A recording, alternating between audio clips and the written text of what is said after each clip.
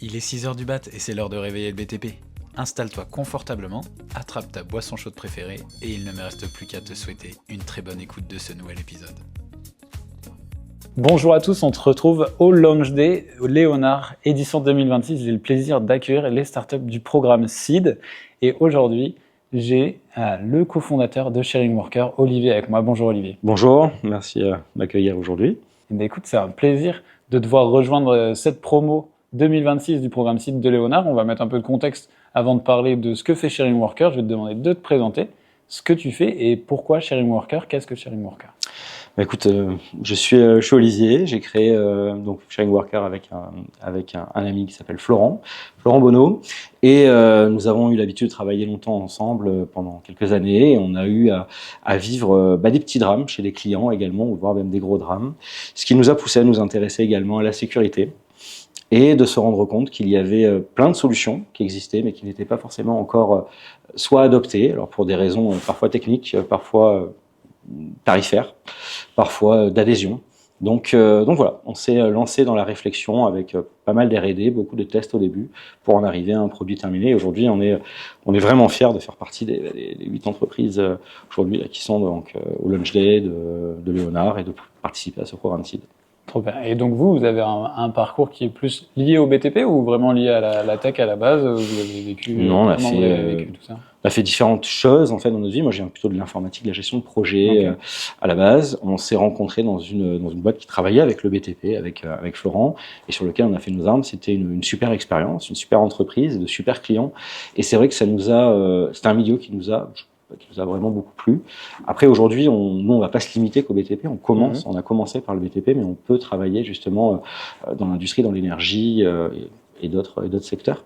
Mais en effet, c'était très intéressant et très instructif de pouvoir savoir comment marchait justement ce milieu-là.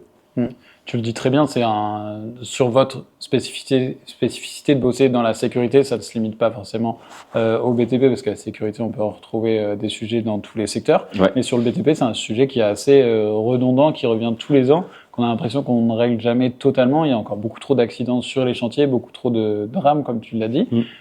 Pour toi, qu'est-ce qui fait que... Tu as déjà évoqué un peu des manques d'adhésion, etc. Mais c'est quoi les raisons qui font que on n'est pas encore réglé ce genre de souci qui est quand même un souci majeur?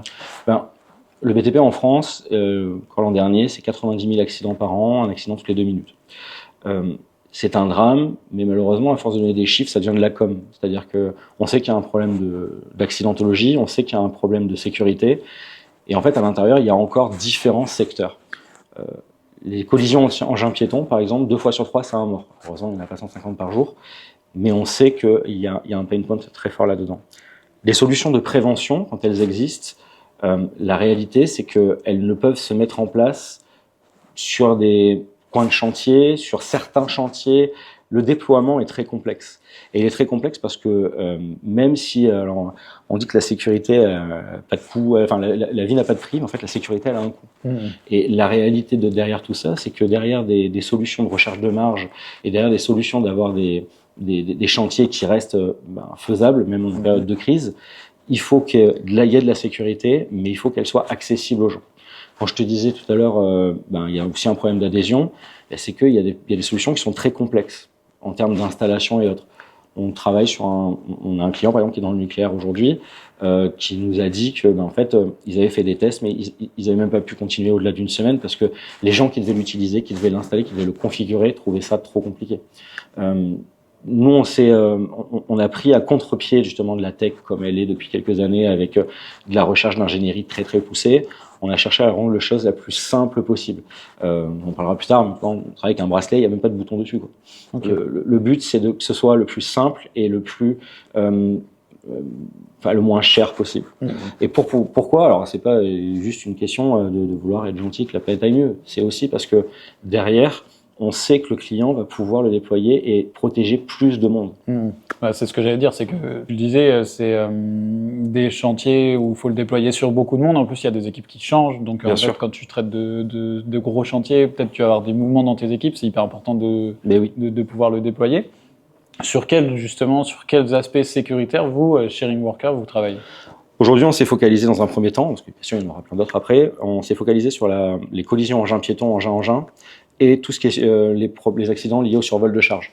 Il faut savoir que même s'il y a des réglementations où la charge n'a pas le droit de passer au-delà de telle personne, on doit délimiter des zones au sol, la réalité du terrain fait que les charges passent quand même. La réalité du terrain fait qu'il y a des endroits comme à Marseille, dans le Vaucluse, là où il y a beaucoup de vent, les charges en fait peuvent se déplacer un petit peu. Et c'est là que les dangers interviennent. Donc aujourd'hui, on se focalise sur tout ce qui est les collisions engin-piéton, engin-engin et survol de charge. Donc là, si on se focalise vraiment sur le BTP, c'est sur des gros chantiers où il y a vraiment des flux importants, ou est-ce que ça peut aussi s'adapter sur des plus petits chantiers, mais avec toujours ce côté gestion des flux à la fois piéton, à la fois engin? Oui, c'est une très bonne question. En fait, on peut travailler sur n'importe quel type de chantier. L'avantage de notre solution, c'est qu'en plus, on peut travailler en sous-sol, on peut travailler à pas besoin de réseau Internet. Et en fait, ce qui se passe, c'est qu'on peut très bien travailler sur quelqu'un qui va effectuer une livraison complexe, par exemple, je sais pas, une livraison de grosses piscines ou maisons préfabriquées et autres. Avec même un levageur, on va pouvoir le mettre directement. Parce que comme c'est aimanté, on vient le poser, on configure la bulle de sécurité et c'est terminé. Comme on va pouvoir travailler sur des zones avec plusieurs grues, et on peut donner des instructions différentes même sur chaque grue. On peut très bien mettre des rayons de surveillance de 35 mètres sur une grue, de 20 mètres sur une autre si on va travailler avec des blancheurs ou autres. Pareil pour les engins, on va pouvoir travailler sur des endroits où il y a un engin mais qui va être problématique parce qu'il va se déplacer sur tout un chantier, typiquement un dumper ou autre. Et dans le même cas, on va pouvoir au contraire équiper différentes machines qui vont peut-être moins bouger mais qui vont être dangereuses à leur état. Une pelle 3 tonnes, 5 tonnes, comme jusqu'à la pelle 25 tonnes dans un endroit très, très particulier quand on va faire du pré-terrassement. Dans l'industrie, c'est pareil, on va pouvoir le travailler sur des personnes qui vont travailler dans des grands entrepôts avec tout ce qui est les gerbeurs ou autres, mais qui vont pas avoir un besoin de connexion filaire directement. C'est-à-dire que comme on est aimanté, un même conducteur peut avoir 2-3 engins, hop, il l'enlève, il va travailler sur un autre engin. Encore une fois, on diminue les coûts et on reste sur de la sécurité forte, même pour le conducteur. Tu parles d'aimant, tu parles de bracelet. Elle ressemble à quoi du coup la solution Sharing Worker? C'est un élément qui est sur l'utilisateur, le compagnon sur chantier, et qui est connecté aux engins. À quoi ça ressemble? En fait, à la base, ça ressemble à une sorte de petit gyro. On a l'habitude d'appeler ça un petit gyro qui est monté, qui est autonome, qui va pouvoir se mettre en principe, on le met plutôt à l'intérieur d'une cabine d'un engin, proche de la ligne de vue du conducteur. Et ensuite, on a un bracelet, on a des bracelets qui se mettent directement sur un compagnon à pied ou sur un visiteur, sur n'importe qui va être à pied. Il peut se mettre également sur un casque au besoin. Et toute la configuration part justement de ce gyro. À l'intérieur de ce gyro, on va pouvoir définir des bulles. Donc une bulle, ça peut être de 5 mètres jusqu'à 35 mètres. Sur un engin de 35 mètres, c'est plutôt rare. On va pas pouvoir dire, par exemple, on va prendre un exemple d'une pelle 5 tonnes avec on va dire qu'on dit, voilà, on met un rayon de 10 mètres autour de toi. Ça crée une bulle directement. Ensuite, on va lui configurer, on va lui dire, OK, quand il y a un bracelet qui va rentrer à l'intérieur, il va se mettre à vibrer. 3 secondes, 4 secondes, 5 secondes, tout ça est configurable. Il va vibrer de telle façon, donc bip bip bip ou bzz continu, etc. Et l'avantage, c'est qu'on peut mettre un autre gyro sur un autre engin et lui donner d'autres réglages. La personne qui est à pied, quand elle va rentrer dans ce rayon-là, elle va avoir une vigilance qui est complètement partagée parce que elle va être prévenue en temps réel de façon haptique qu'elle rentre dans une zone de danger finalement, que son entreprise a définie comme zone de danger. Et le conducteur, en temps réel, a la même information.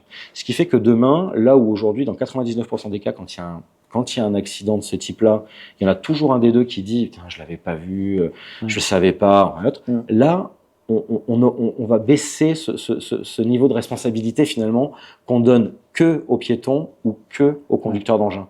Il faut que les deux soient au courant que le danger existe et que malheureusement, dans des cas comme celui-là, parfois le drame est définitif. C'est en gros, le piéton a une zone de danger où il pénètre et le conducteur a une zone d'attention où il est exactement. Où il est défini. Mais tout ça de façon mobile, c'est-à-dire que quand l'engin va se déplacer, la bulle suit en fait son espace. Et c'est du plug and play, c'est-à-dire que s'il change d'engin dans sa mission de la journée, si par exemple il va commencer à creuser, puis après il va devoir aller charger au dumper de l'autre côté du chantier, il a juste à changer son il peut prendre le bracelet toujours connecté. Le bracelet, même ça va même plus fort que ça. Le bracelet, il peut aller sur le chantier d'à côté qui a la même solution, il marchera pareil, puisque la configuration, tout part justement de ce gyro-là et qui a les données, les instructions. Par contre, l'autre avantage, comme tu viens de le dire, c'est que le gars qui était en train de creuser et qui part sur un dumper, eh ben, comme c'est magnétique, il prend son gyro et il le met sur le dumper. Bon, c'est sûr que s'il part d'une pelle de tonne 5 qui va sur un Geraben, bien très bien, même à 20 tonnes, il faudra qu'il change le réglage parce que sinon il n'y a pas d'intérêt. Oui. Mais ce changement de réglage se fait en moins de 2 minutes.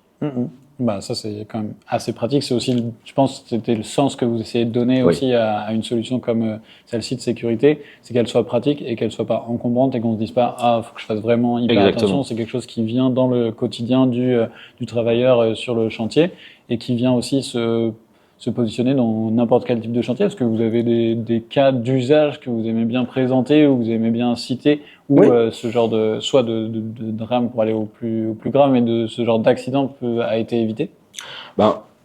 Pour donner 3 cas précis, on travaille sur des travaux urbains. Donc on travaille sur du nucléaire aujourd'hui, plus sur les grues. Et on est très fiers d'avoir pu travailler sur les autoroutes, notamment avec la Colas, beaucoup, avec Léon Gross, avec de Mathieu Hébard, différents. Et bientôt avec Vinci, du coup. Vinci, dès la semaine prochaine, bien sûr, avec Sogea notamment. En fait, ce qui est super intéressant, c'est les retours des utilisateurs, déjà. Le retour des problématiques. Typiquement pour les grues, on a eu là des retours la semaine dernière sur comment on appelle ça, sur les incidents de levage. Donc c'était un vrai problème sur cette zone-là, ils avaient des incidents de levage régulièrement. Donc les incidents de levage, ça a une problématique également de rentabilité, parce que tu dois aussi arrêter la grue pendant X minutes pour pouvoir tester vérifier ça. Et là, on a eu l'information que sur les 4 derniers mois, il n'y avait eu aucun incident de levage. Pour nous, c'est une réussite parce que ça permet, les gens ont été assez sécurisés pour pouvoir faire attention plus à leur job. Voilà. Et ensuite, sur les autoroutes, on a travaillé sur les finishers avec donc les rouleaux en fait derrière qui viennent venir compacter en fait le bitume petit à petit, les finishers qui viennent travailler avec directement sur les voies, sur le goudron chaud. Et il y a quand même un danger qui est permanent, c'est un métier qui est super dangereux. En principe, on choisit que les gars sur lesquels on a vraiment bien confiance et qui ont quand même de l'expérience, parce que les rouleaux, en fait, les compacteurs viennent s'arrêter à 3-4 mètres, 5-6 mètres, on va dire, des gars à pied. En fait, la réalité, c'est que les gars à pied sont souvent de dos des engins, et ça crée un stress latent au conducteur de l'engin. C'est-à-dire que le piéton, de toute façon, il n'a pas trop le choix, il se fait comme il peut et compagnie. Mais maintenant, il y a des zones où on peut plus mettre du klaxon, on peut plus mettre beaucoup de bruit et tout ça. Du coup, là, ça leur permettait d'avoir l'information. Le retour qu'on a eu, c'est la sérénité. Et ça, c'était important. C'est le conducteur d'engin se sentait plus serein que le fait qu'il était conscient que le gars à pied savait qu'il arrivait. Et le gars à pied, il était plus serein de savoir que même s'il n'avait pas fait attention à l'engin, il savait que le gars il savait qu'il était quand même trop proche ou autre. Et travailler sereinement, ça permet à la fois d'être en sécurité, mais c'est surtout d'être focus vraiment sur ce qu'on fait. D'être plus concentré, de pouvoir donner plus de concentration à son travail, bien sûr. C'est un enjeu certain. Avoir en tête que la chose pour laquelle on est là sur le chantier, plutôt que de se dire il faut que je regarde vraiment à tout moment dans mon dos s'il y a la personne qui est bien. Après, c'est pas un outil magique, hein. Attention. Non, mais les gens doivent quand même. Je pense. Ouais, c'est ça. Ça responsabilise. Ça responsabilise, c'est exactement ça. Ça permet de à la fois responsabiliser, mais à la fois aussi faire. Prendre conscience que c'est toujours une aventure collective, un chantier, et qu'avec un outil un peu plus simple, c'est pas un poids de faire attention à la sécurité de à la fois son chantier, mais à la fois aussi de son collègue. Surtout. Mais bien sûr, mais c'est exactement ça. Et l'enjeu humain, il est primordial là-dedans, parce qu'en effet, quand il y a un accident, très souvent malheureusement, c'est un humain qui blesse un autre humain. C'est rarement l'accident. Oui, bien sûr, il y a des grues qui tombent. Oui, mais là, on est dans quelque chose c'est de la préparation. Ouais. La majorité des accidents, ils sont entre personnes. Là, ça permet aussi de pouvoir faire baisser ça et les gens qui vont travailler le matin. Et quand on gère des gens dans ces milieux-là, parce que nous, c'est toujours ce qu'on a entendu, on a envie que les gars ils rentrent chez eux le soir, en fait.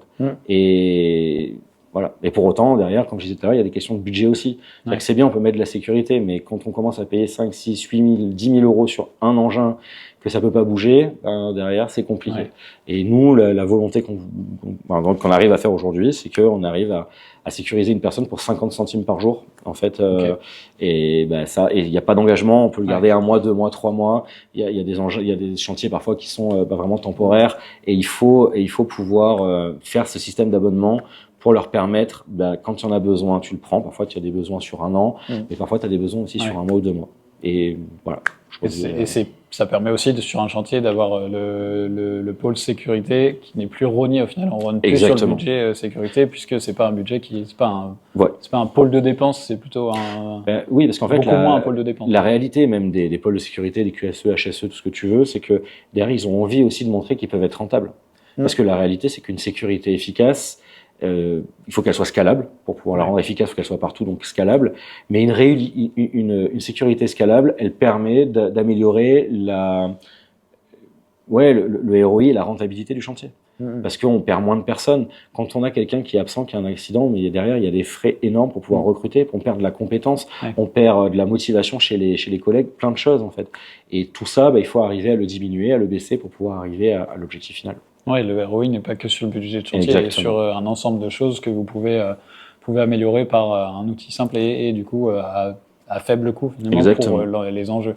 Et vous, ça fait quelques temps que vous travaillez là-dessus. Pourquoi vous avez choisi du coup de candidater à un programme comme celui de CID Léonard? C'était quoi l'ambition de votre candidature? Alors pour tout te dire, on s'est focalisé sur le fait d'avoir un produit fini.